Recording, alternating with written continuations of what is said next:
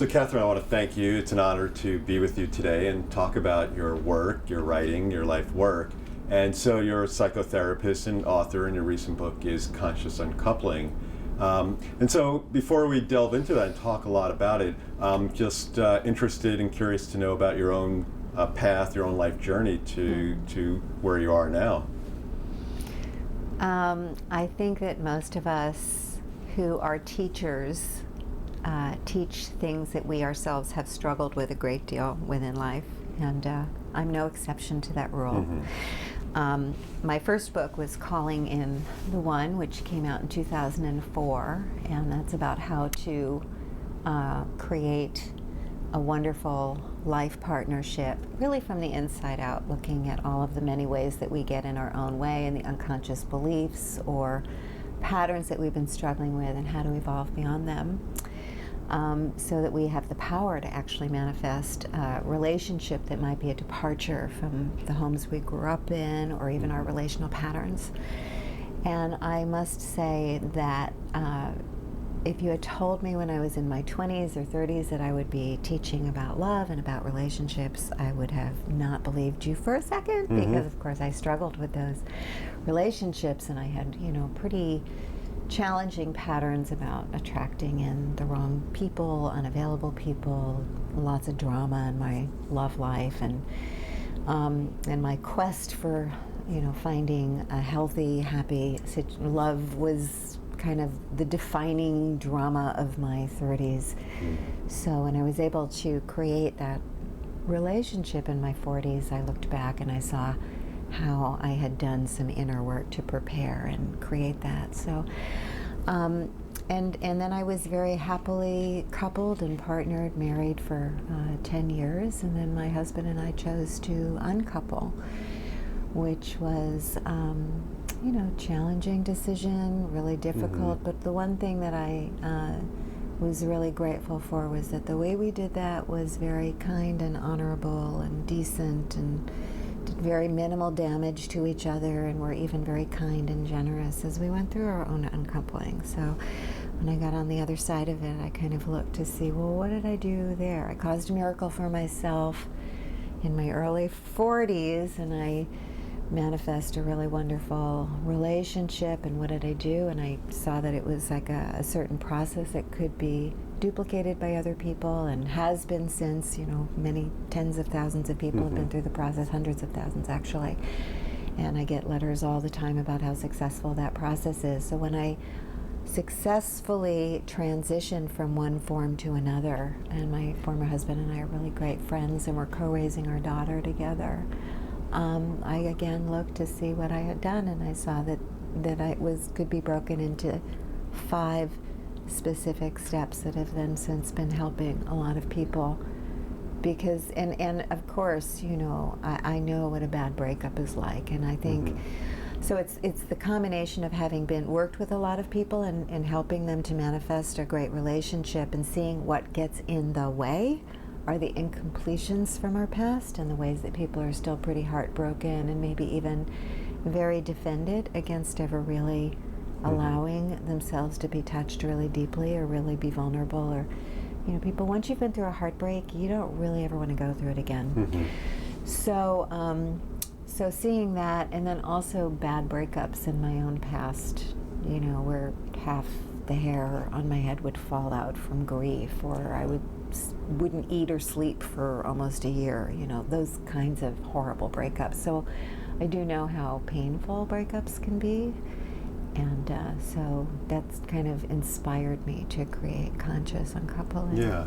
So pretty much in the arc of your own writings and life, you've written from what you know.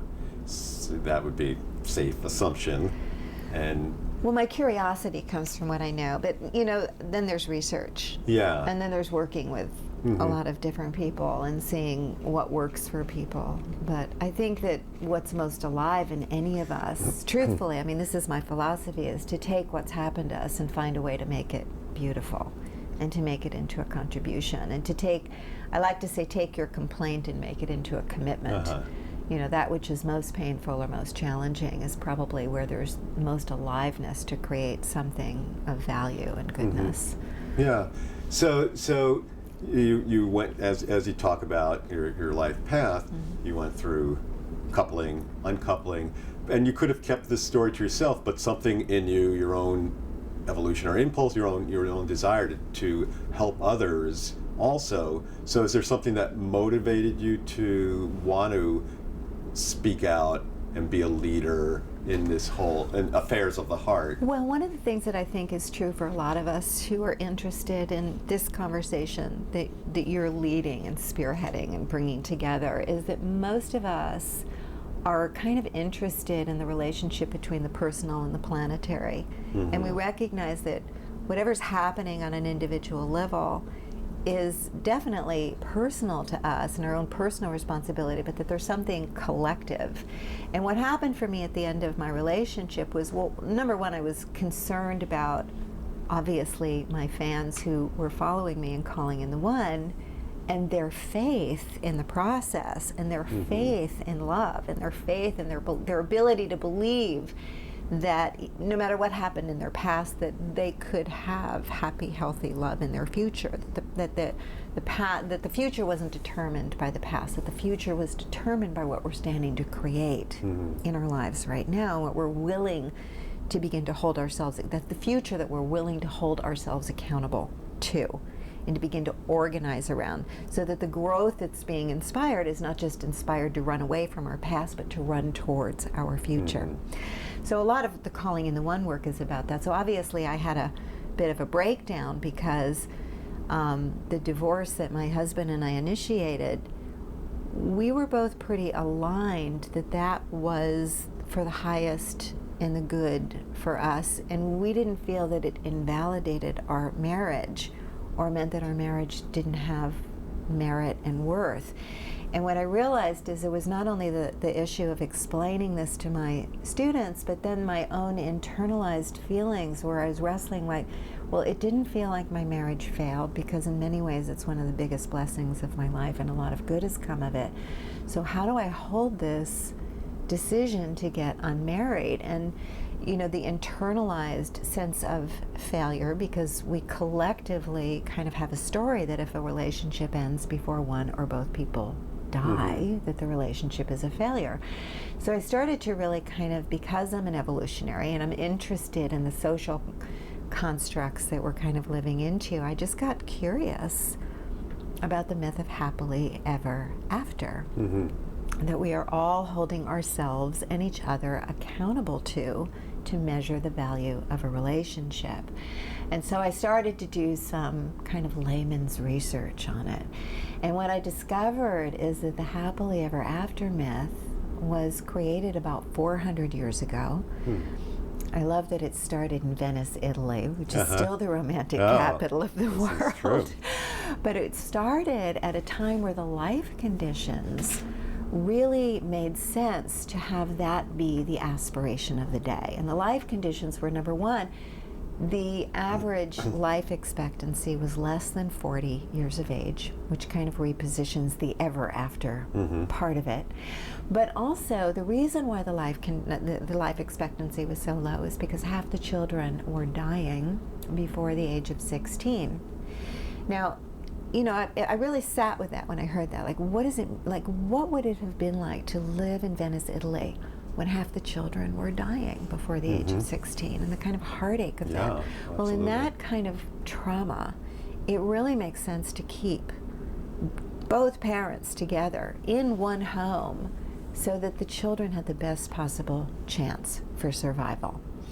The other life condition of the day was that there was a locked-in class structure, so that if you were born into poverty, you were absolutely locked in to live a life of poverty, and you could expect to die in poverty, because there was a law on the books that forbid a noble person to marry a commoner. Okay, so there was no hope of upward mobility. And if you look at the happily ever after myth, it always includes upward mobility. So we have these kind of expectations that we're going to find this person, that we're going to fall madly in love with one person, that we're going to stay with that person through our whole lives, happily so, and we're going to be, you know, enhanced financially, and we're going to live abundant lives because we're with that person. Now, divorce and separations, of course, the reality of that is that we often will take a step backwards in terms of upward mobility. It's downward mobility financially, because you now go from one household to two. So that's a myth buster right there. That's we're failing to live up to that expectation. And then we're also beating ourselves up because we're failing to live up to the happily ever after myth to which we were aspiring. And so I started to look at this, and I thought, well, I'm a believer in love, and I will support anyone who wants to find and meet and marry their mate for life. And I'm pro-marriage. I'm just not pro-misery, but I'm pro-marriage. And yet at the same time, the reality is that for most of us, studies show that we will not, in fact, just meet one person, become lovers with that person, marry that person, be lovers with that person, and stay with that person throughout our lifetime. And as a matter of fact, that is the small minority of us who will have that experience, and that most of us are destined to have 2 or 3 significant relationships in our lifetime. So when I was going through this myself with my former husband and we were separating, I realized that inside of the happily ever after myth, that we never really learned how to do separations well. And that there even is a biological component and a legal component that would kind of set us up in many ways to behave badly at the end of love. We have, legal laws on the books about divorce, which are very antagonistic and hostile. If you trace back kind of the lineage of divorce, you see that it was just a generation ago that you had to actually accuse your husband or wife of infidelity or abuse or abandonment and really make a case against that person and be very adamant about how victimized you were by that person. And then some religions didn't even allow divorce. No, and then sometimes they weren't. Right. They were not allowed to divorce. Right. So the no-fault divorce laws are very young in our country. In 1969, they were introduced in California, and then slowly the rest of the country has adopted them. The most recent one is 2010 in New York. Right, New York was the last state. The last state. Shocking. Yeah, it really right, was. I know, it's very... Yeah. So there's that aspect, and then there's the biology, which is kind of, truthfully, we're almost biologically still set up for a culture that existed 1,000 years ago in how we respond to separation. So you think 1,000 years ago, when people were living tribally, if you wandered away from anyone in your tribe, it was dangerous. It was, almost most certain death. Or if you even think of in the life of a human being, if in the time of early childhood, our dependence, if a caregiver walks out on us when we're 6 months old, most certain death. Even emotionally, with the children, the studies that show that children will die without love, even if they're just tended to, but without human contact and human love, they will literally die. So the feelings that come up for us are those primitive feelings, and we think we're going to die, and we think it's a threat to our life if we have what psychologists call it rupture of attachment. And so the biological response is that our brain will go into fight or flight response, and we're hardwired actually to stay together. And so if you think about even the negative things that come up, we go from soulmate to soul hate.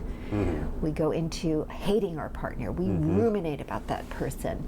We, conspire against them. We fantasize about revenge. We tell them off in our heads. All these things that are normal to breakups. Because in some ways, nature would rather us have a negative bond than the existential death of no bond at all. So if somebody chooses to leave us, the logical thing to do is to be able to come back home to ourselves and to begin to take a step back from the relationship and regroup. But that's not what the brain does. Studies show that when we're rejected by someone, that the chemicals that are secreted in our brains are the exact same chemical composition of a person who's falling in love. So in other words, it will increase our desire for the person who is leaving us, so that we are susceptible to running after that person and desperately trying to get them to stay. So, all of these things are happening that when we're in the midst of a breakup, our chemistry is showing the same brain patterns as someone who's in the midst of the death of a loved one. So it's very difficult to do this well. You have all that going on. You want to attack, you want to retaliate. You have, the soulmate to soul hate phenomenon, which is causing you to ruminate on how horrible that person is and building a case against that person. And so how do we do it consciously? And that became, an area of deep interest for me. First of all, going through it myself, and then to pass that knowledge on to others. Yeah, so it really was, in reading the book myself, I found it a very, very enlightened book. I mean, to be honest, before I read the book fully, I knew of Gwyneth Paltrow, who first brought the term to the public attention, and that helped you a lot in ways you unexpected. But I found the book really enlightened, and I realized what you're writing is really like a paradigm shifting approach. Just really like as you're saying, showing people this way of hate and hell hath no fury parable does not have to be the way relationships have to go, and in a more evolved way we can find a way to lovingly let go. Well, and it has to include, and I think that there's a lot of resignation around that. Is it even possible? And so we have to start where we are, which is why I'm explaining a lot of what's happening in the biology of it, right? Because relationship even regulates our emotions. Our bodies regulate to one another. If you give a baby a breathing bear, the experiments they've done with the babies, it will regulate the baby's breathing. So the breathing bear, which is to simulate breath. The bear breathes. The baby will start to breathe with the breathing bear. That's what we human beings do with each other. We breathe together. Our body temperature regulates together. Our blood pressure regulates together. Our emotions we bond. Regulate. And we bond, really, we're kind of we're born to bond. Nature hasn't kind of caught up to culture, where we're living these very long lives, and even now we're living in these very intense times where most of us are called to evolve more than we're called to procreate. Like in past generations, there's been this primary impulse to co-create or to procreate, and as Barbara Marx Hubbard says, the impulse is now moving to co-create. And so there is a real surge of inspiration and energy towards beginning to consciously evolve, which will sometimes wreak havoc with our committed relationships, or very often wreak havoc with them, and the tensions between what it requires to stay in a relationship, or the stasis that's required in a relationship, versus the impulse to begin to kind of follow your own inner knowing, or to begin to tell truth at a whole different level. Those things that actually mess with stasis. A lot of relationships are dynamic and alive with that evolutionary impulse, and they feed off the ability to tell the truth and hear the truth, and the one good thing that we talk about in Calling in the One a lot is it's inspiring us to develop and to grow almost like never before, because we have very high standards for what it is that we want in a romantic union, and that's pressing on us then to evolve our ability to love and be loved at the level that would allow that kind of relationship to emerge, where we're really supporting each other to actualize our full potentials, where we're developed inside enough to have high levels of self-responsibility, the ability to differentiate what's yours versus what's mine. All of these high-level skills that we're all kind of running as fast as we can to develop, so that we can fulfill upon the opportunity that we have to enrich our connections with each other. But at the same time, if you have a partner who doesn't necessarily feel called to that, it's going to feel scary to begin to go in that direction. Recently there was a magazine cover for Time magazine, that showed the picture of a baby, and it said, this baby might live till 142 years old. Yeah. And so I say, this is where we're heading.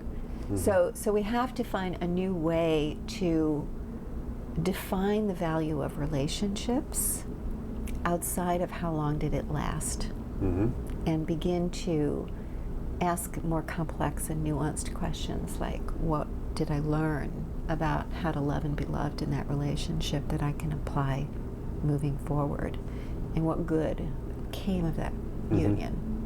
Yeah, and it seems like a lot of people are asking that question, and I imagine perhaps you had that audience in mind in writing the book Conscious Uncoupling for the people who are looking at what is the true meaning of life, and relationships are part of life, an important part of life.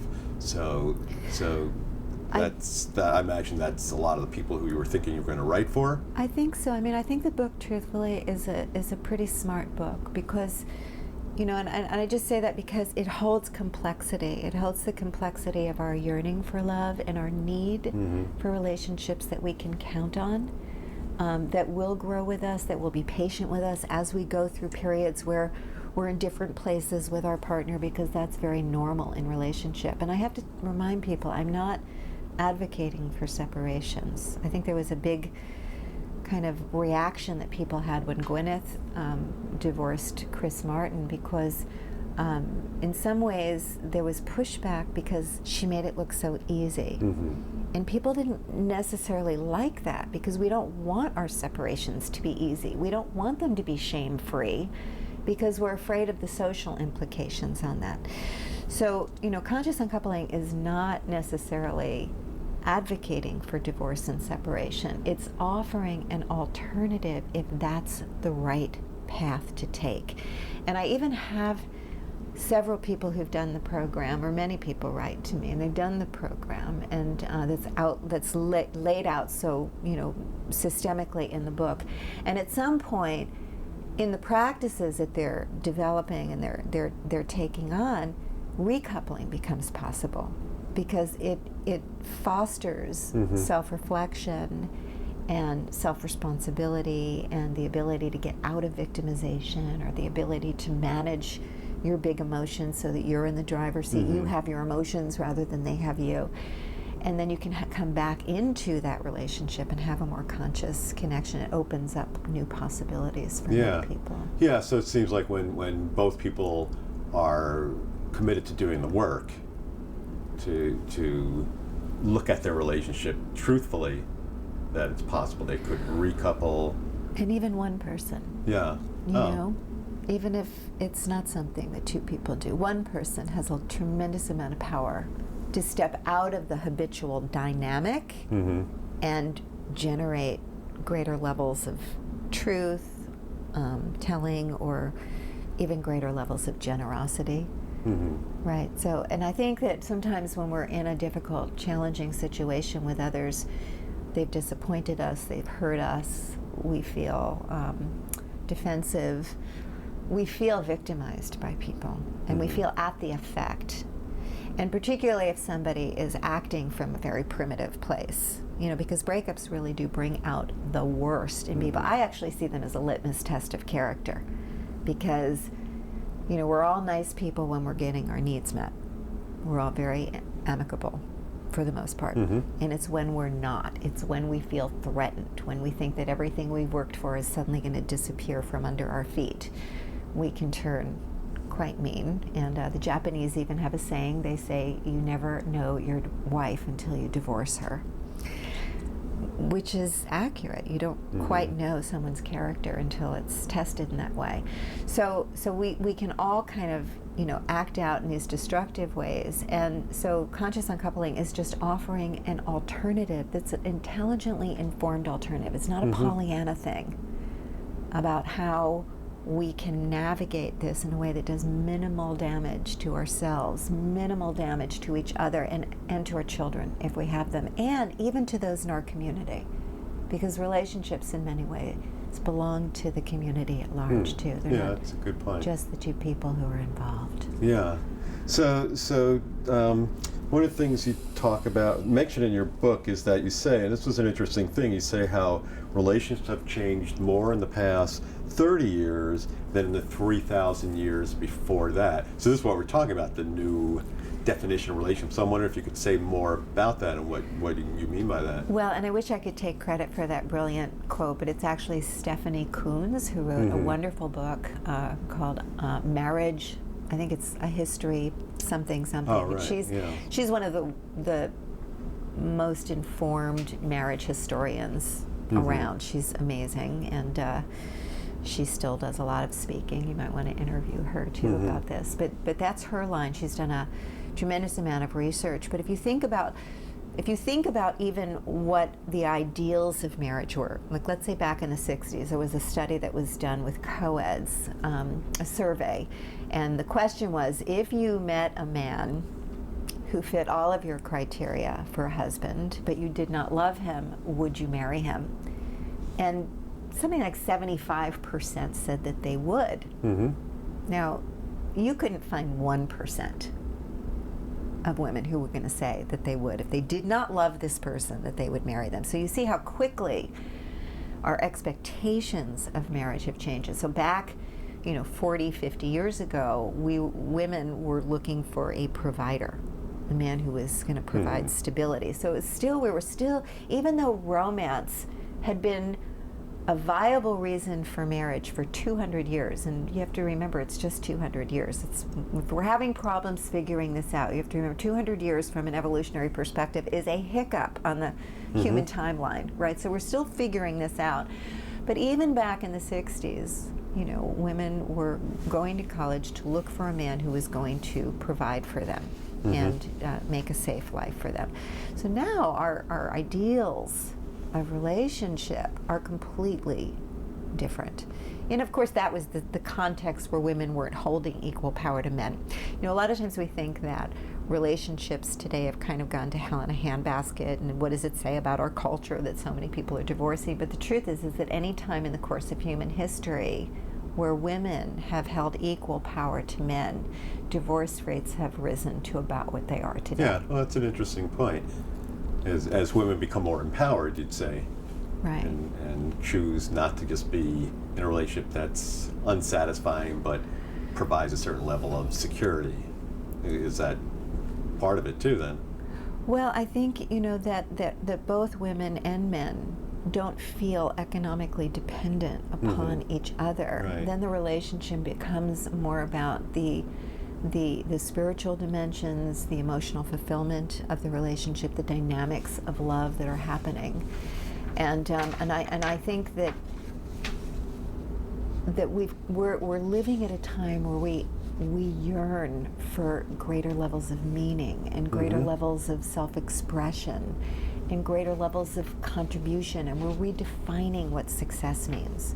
So each of us are given kind of permission to self-authorize, what does success mean for me? This is unprecedented, really. This is really the luxury that we have standing on the shoulders of so many generations who have sacrificed for their children so that their children could have better lives. And here we are now, the generation saying, okay, well, what will make my life better? What do I desire? What is wanting to happen through me? What's on my bucket list? Do I want to, go and travel through Europe? Do I want to go and build schools in Africa or Haiti? What do I want to do with my life? Do I want to write books? Do I want to teach? Do I want to meditate for a year? Do I want to do a whole new career? Do I want to adopt children? Like, what do I desire, really? What's going to have me hit it out of the ballpark in this lifetime? So we're all hungry with that question. I don't think 50 years ago people were hungry with that question.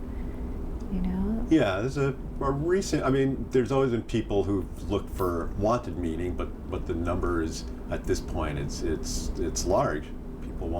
People questioning what is the meaning of life and what is my place on this earth. And what's my contribution to future generations? Right.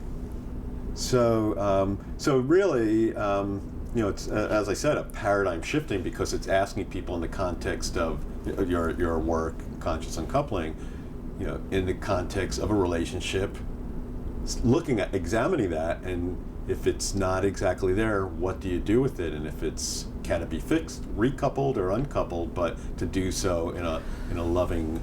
Well, and I think that we're mature enough now to recognize that most of us are kind of called into a more world-centric love rather than ethnocentric. And I think that the ethnocentric, I love my family, or I love these few people who play these roles in my life, and, I love them, and they're the ones I tend to, and nobody else. I think that that's becoming a bit of a dinosaur. And, still alive and well, and there's good things about it. I don't make any of it bad and wrong. I think all stages of our development have a lot of positivity and a lot of good. But when we look at what's happening in our world and what's required from all of us is definitely more of a world-centric, what's going to work for all of us. We understand that the pollution in China is impacting what's happening here in America. We really do live on a very tiny planet. So, gosh, I forgot where I was going with all of that. Can you say the question again so I can, or did I? Well, we're just talking about paradigm shifting, the conscious uncoupling, and just people looking for meaning and seeing, will they find it in the relationship, and if not, do they still, if it's just an unfulfilling, unsatisfying, and a lot of resentment being built, does that have to be the end all and be all till death do us part, or can we continue with our own evolution and see where that goes and let go, dissolve in a loving way? Thank you. I remember what I was saying. So we're expanding our definition of love, and so we're recognizing that you can still love someone and change the form of the relationship. It's not really a new concept. I think the first time I ever heard of it was from A Course in Miracles. Marianne Williamson was speaking about it 25 years ago. And I remember being fascinated with that at that time. That's certainly what I have with my former husband now. We have an amazing, loving relationship with very clear boundaries. We're not confused about being husband and wife or being lovers or being friends. We're just, the energy is very clean and clear. He has a new girlfriend. Everybody's respected in their place, right? But I think, just to even see that that's not only possible, but why one would aspire to that, because it leaves you free and clear to realize your higher potentials in other places. Right. Ken MacLeod is a Buddhist teacher, and he talks about karma in a way that I'm not going to be able to do justice because it's so beautiful. But just the essence of what I understood from him is, if you kind of go back into the Sanskrit meaning of the word, and it's not necessarily the way that we think of karma, which is kind of tit for tat. If I cheat on my income taxes, then my car breaks down and I get, I have big car payment or something, to get it fixed. So it's not like some universal tabs are being kept. It's more like whatever action we take is like planting a seed for what's going to grow in the future. And so what happens with our big emotions at the end of love is that we will have the impulse to create this negative karma, this negative bond with somebody. We'll lash out. We'll hurt somebody. We'll take things from them that we wouldn't have normally done outside of being in a rage, in that kind of, crazy state that we can go into. And so conscious uncoupling is about how to plant positive seeds, gestures of goodwill, gestures of forgiveness, gestures of kindness, to begin to grow a healthy future so that you can transition from one form into a new form and not have all the residue of nasty, we went through our children's college fund, we blew through the retirement, I, keyed your car, I, tortured your new girlfriend, or, those things that, because, a lot of those things, they can't quite be undone. We can apologize, but, I saw a great thing on Facebook, the High Holy Bible of Facebook. One time there was a series of cartoons, and it was basically, throw the plate on the ground, take a plate, throw the plate on the ground, what happens? It breaks. Say you're sorry. Okay, I'm sorry. Is it fixed? No, it's still broken. Right, so there's things that we do that cause damage that can never really be undone. Yeah. Yeah. And so that's what conscious uncoupling is preventing. Let's take a moment to breathe and get in command of our emotions, and let's plant a positive seed in spite of ourselves and what we want to do. Let's just be the bigger person, be the kinder person. Doesn't mean don't have boundaries, doesn't mean let somebody take advantage of you, but to continually move through that process in a way that allows for a healthy future to emerge.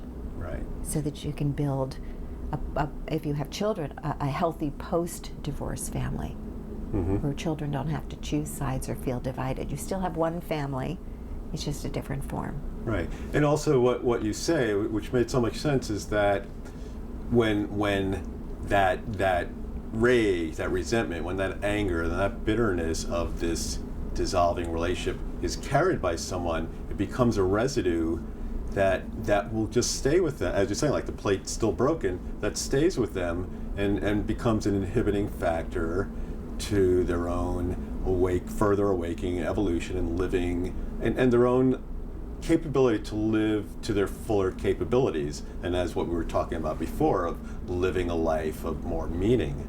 So that seems to be an important message, right, and theme in this whole process. Absolutely. And so we are always, whether you're the person who left or whether you're the person who's leaving, we're always going to be challenged to get out of that place of victimization. And the hard part about that is that we probably have good reason to feel victimized. Right? Because people do behave badly. They do unfair things. Life is not fair. And we don't like it when people are not fair and situations are not fair, because human beings get very fixated on fair. It's just kind of in our biology too. I love the studies of the apes, of the monkeys, 2 monkeys in a cage. You give both the monkeys grapes, they're happy as clams. You give both the monkeys grapes, they're happy as clams. You give one monkey a grape, you give the next one a banana. The one with the grape goes, wait a minute. Puts it down, won't eat the grape. Do it again, monkey with the grape, the monkey with the banana, and the monkey will get enraged and start throwing the grapes out, So we don't like it when things are not fair, because we're like that too. And so we like fairness, and truth is, breakups are not always fair. So how do we live with that unfairness?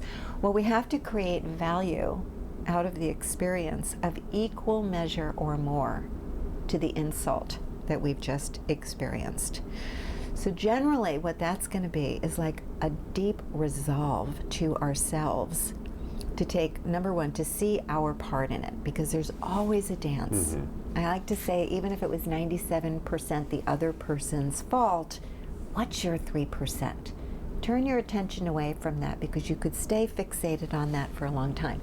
What's your 3%? Because in your 3%, even if it was passive, I didn't speak up, I turned away from, I dismissed my own feelings and needs, I was afraid to ask the right questions because I didn't want to rock the boat, whatever, or I self-abandoned constantly to try and people please the other person. So whatever that 3% was, which was very often passive even, that's where you can get the biggest bang for your buck, because that's where you can now see how you need to evolve to make sure this never ever happens again. And you begin to see in your whole life what that pattern's cost you. And you can see where it got set up in childhood, or how your mother played that pattern out, or how your father played that pattern out. And you can actually take a stand that this is the last time that ever happens. And you identify the amends to yourself, and you make a promise to yourself moving forward, and you just get the gold nugget, and you transform your life. But you see, breakups where you feel like somebody took advantage of you or hurt you terribly, you really have to make something beautiful out of it, and good in your own development, or a contribution in some way that you then make to the world, in your communities, even in your family, that you have to be able to turn it into something good, and then you can really be at peace with it, and you can see the value of what you've happened, because you've created the value. You're like, things, I love the saying, things happen for a reason, but I like to add, things happen for the reason that we give it. Mm-hmm. Yeah, that's well said. So and as you point out in your book, it's conscious uncoupling doesn't mean that it's an easy approach to just let go of the anger or the grief. There's work involved to do it, and it's acknowledging your emotions, labeling your emotions so that you can then understand it as opposed to being caught up in it. The labeling of your emotions is what helps you to get back in command, right? Mm-hmm. So one of the things that people can do right away, if they're in a lot of pain, they do feel angry. You can't just not feel it because you don't think you should. Right. These things kind of like it's doing us in some way. So this very simple practice of what psychologists call affect labeling, mm-hmm. which is basically a practice of just, when you feel really keyed up and upset, to just stop for a moment and to say to yourself, sweetheart, what are you feeling? And try and name what are the feelings. It's not like a thought like, I feel like he's being an idiot, which is a thought. Like, mm-hmm. I feel hurt, I feel angry, I feel lovesick, I feel confused, I feel liberated, mm-hmm. whatever you're feeling. But one feeling at a time, and then just mirror it back. I can see that you're feeling that, so you validate yourself for having that feeling. What else are you feeling? And when you start to do that, you just label your feelings one after another. It actually puts you back into the driver's seat, and you start to feel more in command so that you can make conscious choices. Mm-hmm. And you're not just at the effect of whatever primitive impulse happens to be running through you in that moment. Yeah. And so in your book, talking about this approach, you lay it out easily for people to understand 5 steps towards this happily even after, as you call it. Yeah. I'm wondering if you could briefly outline, if you feel up for it, Sure. the 5 steps. Of course. Well, the first one is finding emotional freedom. So that it's like right where we are in the conversation, mm-hmm.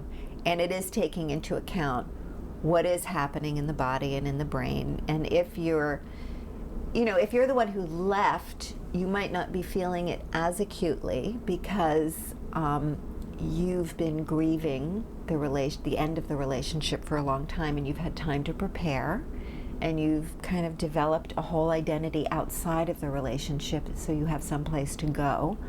But the person who's being left hasn't had that opportunity, even though the person generally who is leaving them might have been telling them for a while, or hinting, or even blatantly saying, if this doesn't change, I'm not staying. Mm-hmm. But it's, remarkable how much in denial we human beings can be. So people are still shocked and taken aback very often and thrown into a tremendous state of grief. And you have all these things that need to be decided that are critical things about money and about living space and about custody and all these things that you now suddenly have to renegotiate at a time where your emotions are completely deregulated and your body is throwing you into fight or flight, and you feel threatened at the very core of your being, mm-hmm. and having these hurtful impulses. So certainly the affect labeling practice that I just mentioned, right. to begin to de-escalate those wildly, out of control emotions, mm-hmm. and put people back into a place where they can think more rationally about what needs to happen. One of the things, though, that I know that can happen for people is they get so overwhelmed by the despair or the darkness of the grief, or the pain of a breakup can actually be unbearable. Made worse in many ways. So you have the same brain chemistry when you're enduring a breakup as somebody who's undergoing the death of a loved one. However, nobody's coming to your house to sit Shiva for days on end. You're not getting flowers and food from everybody. There's no rituals around it where your community is, gathering with all mm-hmm. their goodness and all their heart. And particularly if you're, you know, getting out of a relationship with someone that other people didn't really like anyway. You know, your friends are going to try and be there for you, but basically what they're going to say is, well, good riddance, and, you know, move on with it. You know, especially after a few weeks or even a few months of being patient with you. But the grief can be unbearable, and it can feel like the death of a loved one. And so one of the things that I know has helped people also is this Tonglen practice, which is an ancient Buddhist practice where you take the feeling that you're having, that you've just named in that affect labeling practice that I call creating your inner sanctuary of safety. You breathe it into your heart. You say, you know, I'm just going to breathe in this rage straight into my heart, and on the out breath you breathe out a blessing for everyone in the world who's having that same emotion in this exact same minute. And then you can begin to do that as often as you need to, and it will actually begin to break it all up and dissolve it. So you start to get a handle on the hot emotions in step 1. And the reason to do that is because you want to begin to craft an intention for your own growth and emancipation, and use this breakup for something beautiful. You know, craft the intention, I'm going to make something beautiful out of this. Like this is the bottom of my codependent patterns forever. Or I'm going to finally become the woman that I know I have the potential to be. Or it's a promise you make to yourself about your own growth and development, about what you're going to get out of this experience. You're going to get your life out of it in some way. And that moves us into step 2, which is about the reclamation of your power in your life, which has to do with seeing that 3%, taking personal responsibility, understanding how the hurtful dynamic, the disappointing dynamic happened through you and not just to you, beginning to look at the many ways that you've been showing up as a dimmed down version of yourself. You've been acting out old childhood wounds. You've been lowering your expectations, settling in life, some way that you have participated, that you can say, that's it. This is the amends I need to make to myself from this moment forward. And you can identify how you can graduate from this old painful pattern and begin to show up in a way that's much more aligned with your strengths and the truth of your value and your worthiness and your power, actually. And then we move into step 3, which I love step 3, because step 3 is able to look at the breakup and say, okay, how is this reflective of the way that relationships go all the time for me on some level? So it might be like a different circumstance, different, you know, core dynamic, or, you know, the different situation, but always there's some way that I'm devalued, or there's always a way that someone betrays me, or there's always a way that I end up feeling trapped in a relationship, and I have, you know, I'm invisible, and it's all about the other person's needs and not about mine. So you look for the meta pattern that came from childhood, and we go all the way back to what I call your source fracture wound. The first time it ever happened, the original break in your heart that set this up, and we deal with it once and for all.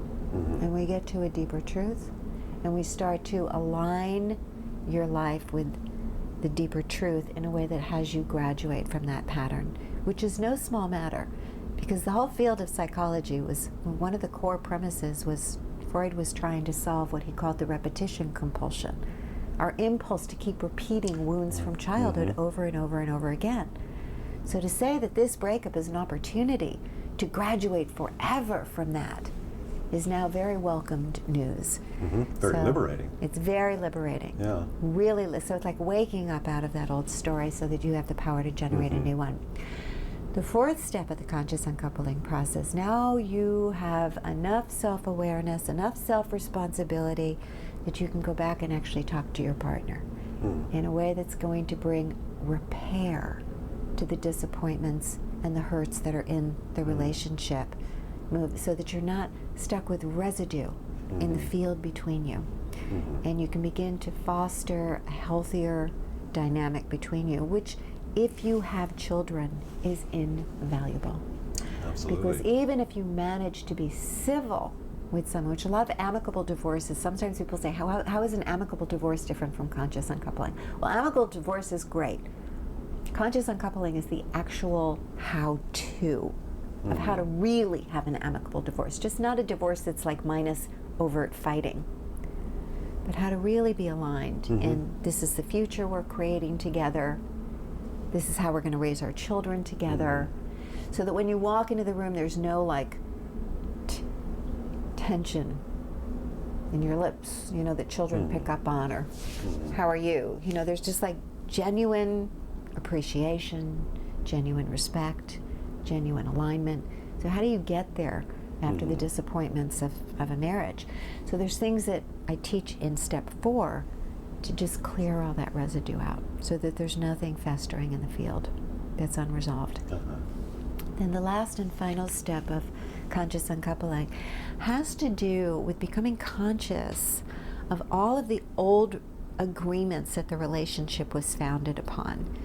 You know, all related, and creating new ones for the new healthy future you're creating together. So all relationships are a series of agreements, which then a series of expectations. You know, I expect in a marriage that you only have sex with me. I expect that I'm an important person to you. I expect that you're going to take me into account when you make major decisions, right? But now if we're going to be in a post-divorce situation, that none of those are true anymore. So we complete the old agreements, we get conscious of them, complete them, and we take on new agreements. What does our relationship look like? And then, and I think this is really one of the things that's so specific and unique about conscious uncoupling, is we let the community know what those new agreements are and how they can relate to us now. You know, we let people know, I've given your father my blessing to have his new relationship, and his new girlfriend is welcome into our family. She can come over on Christmas afternoon and share a meal with us. And I'm acclimated to that because that's the future. We're creating a happy post-divorce family, and so you shouldn't be worried about that, right? So you relieve everybody. You don't pull on people to take sides, you know, which is no small feat again, because these are all just primitive impulses that we have. If you really start to study the research on them, you know, in the brain, when people are socially rejected, which is what we do very often if, you know, we've been mistreated, we say, well, you know, reject that person because they hurt me. They did something unjust and unfair, so you should reject them. But in the brain, what happens, social rejection activates the same centers as physical pain.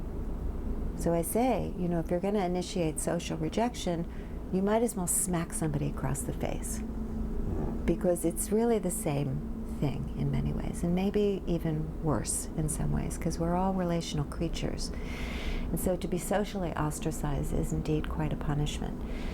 And, you know, there is that impulse. We want people to take our sides and to fortify us and witness us. So it's to remember that, you know, relationships belong to the entire community. And if you're really a person who's here to bring love to the world, then it's going to require that we have a certain consciousness about how we're impacting our environments.